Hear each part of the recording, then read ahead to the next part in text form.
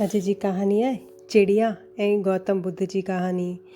त जॾहिं गौतम बुद्ध भॻवान खे ॻोल्हण लाइ घर मां निकिता, वणनि जंगल में वञी करे रहिया। थोरो टाइम उते ई भॻवान जी ॻोल्हा कयूं, पर जीअं त भॻवान खे पाइणु एतिरो आसान कान्हे त टाइम निकिरंदो वियो। 6 महीना थिया, 8 महीना थिया, साल थिया, त गौतम बुद्ध थोरो परेशान थी करे चवनि था, मां पंहिंजे घर थो वञा, भॻवान त मिलनि नथा। त जीअं ई घर वञण लाइ मोटनि था, रस्ते में थकिजी था पवनि। थकिजी करे हिकिड़े वण हेठां विहनि था। साम्हूं समुंडु हूंदो आहे।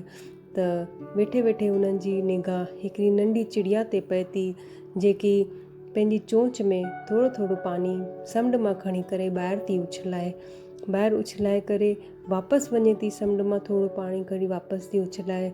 त गौतम बुद्ध उन्हनि खां पुछनि था की तव्हां ही छा वेठा कयो, तव्हां एॾी नंढी नंढी चोंच में पानी ॿाहिरि था उछलायो। त चिड़िया चए थी, ही समुंड मुंहिंजे ॿारनि खे खाई वियो।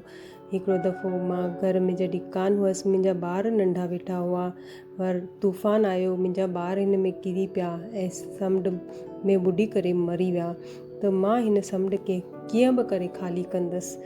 त गौतम बुद्ध चवनि था, तूं एॾी नंढी एतिरो पानी कीअं कढी सघंदी, समुंड एॾो विशाल आहे। त चिड़िया चए थी, मां कुझु बि कंदसि, मां भले मूंखे केतिरा जनम वठिणा पवनि, पर मां हिन समुंड खे ख़ाली कंदसि। इन मुंहिंजे ॿारनि खे खाधो आहे।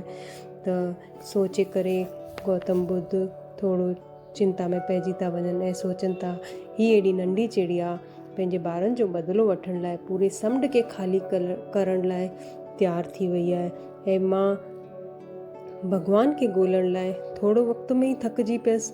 त मूंखे ईअं न करिणो खपे।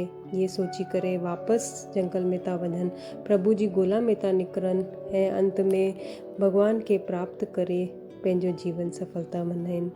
त असांखे बि कहिड़ो बि कमु साम्हूं अचे, हार न मञणी खपे ऐं पूरे मन सां तन सां हुन कम खे पूरो करिणो खपे। केॾो बि वॾो कमु हूंदो आहे, त हिन करे चवंदा आहिनि कि जॾहिं पाण कमु कंदासीं त मथे वारो भॻवान बि असांजो साथ ॾींदो आहे।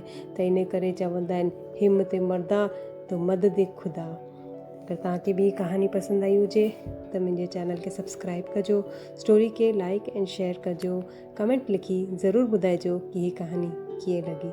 जय झूलेलाल।